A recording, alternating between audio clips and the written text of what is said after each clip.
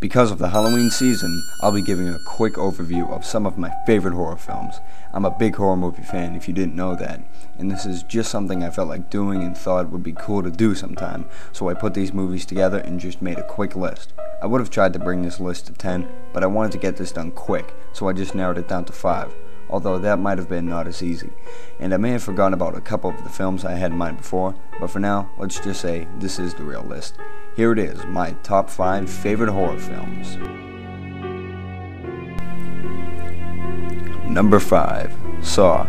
The reason I like this movie is that I always had a feeling when it was coming into theaters, it'd be something new, something the audience hasn't seen much of before, and it was. It can be considered original in some ways, but I like the twist it has in this series of movies. The first Saw asked the characters, and possibly the viewers also, what would you do to live? And the movie shows how a serial killer gets his victims to kill themselves when performing a test to stay alive and learn to appreciate life. In a way, this movie is one you have to pay attention to from beginning to end, and pay attention to the most little details, and when you think you know the answer originally, you don't. At least that was the case for me. I think the cast was good for the movie, seeing as how most of it was just the dialogue between the two players in the bathroom, but I also thought Danny Glover's performance was well done in this movie. And the end of this movie leaves a cliffhanger that the fans have not been completely answered yet. But if you haven't seen it, I still won't give away much, so at the time it was good, and I can say it's definitely a film to watch. Number 4, The Birds. Yes, The Birds, and if you don't understand why, here's why. Hitchcock made another great thrilling film in the earlier days of movies, and made a horror film like this, using things we see every day and think of as harmless. Birds, except there's something very, very wrong with these ones, and they go out just attacking and killing. Yeah, birds do this, but this movie brought a brand new approach to cinema, showing how to surprise the audience with something that doesn't look as effective as it can be. And also, there really isn't that much blood in this movie, which I like because it was unneeded at the time, and the audience understood what was going on without having to see a lot of gore or gross images. But this still is considered a classic, and probably always will be, because for one, it's a Hitchcock film, and two, it's a great Hitchcock film. Number 3, The Exorcist. Here's one I'm sure everybody is pretty familiar with. This movie brought so much influence onto other viewers and directors, and the effect it even left when out of theaters has been pretty long lasting. But The Exorcist was another movie that was the first of its kind, and got a great reaction from the views, and made a load in the box office. This movie instantly appealed to everybody. People were lining up for hours to see this, but were probably regretting sitting through the whole movie after it was all over. This movie had so much hype when coming out, but those who saw it had no clue whatsoever, which is why this movie is so good. There weren't many cheap shock moments where it tried to scare you, it just relied on what it already had planned out, and the cinematography and editing in this movie were outstanding, along with the performances. I think Jason Miller's performance was astounding in this movie, and is another great reason of why I like this.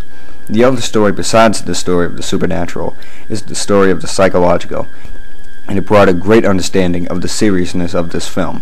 Not to mention, this movie sent people running out of the theaters, which I've never seen happen any time around my town or even heard about recently. This movie does have some blood, and can be gruesome, but I don't think it's over the top. It was a brand new idea for the audience, and they could barely take it, and now this movie is regarded as an all-time classic. Number 2, Psycho, another Hitchcock film, this one delivered quickly in 1960, as it was also a new addition to the horror genre. This was a movie where you had to find out what was wrong, why it was wrong, and what's going to happen next.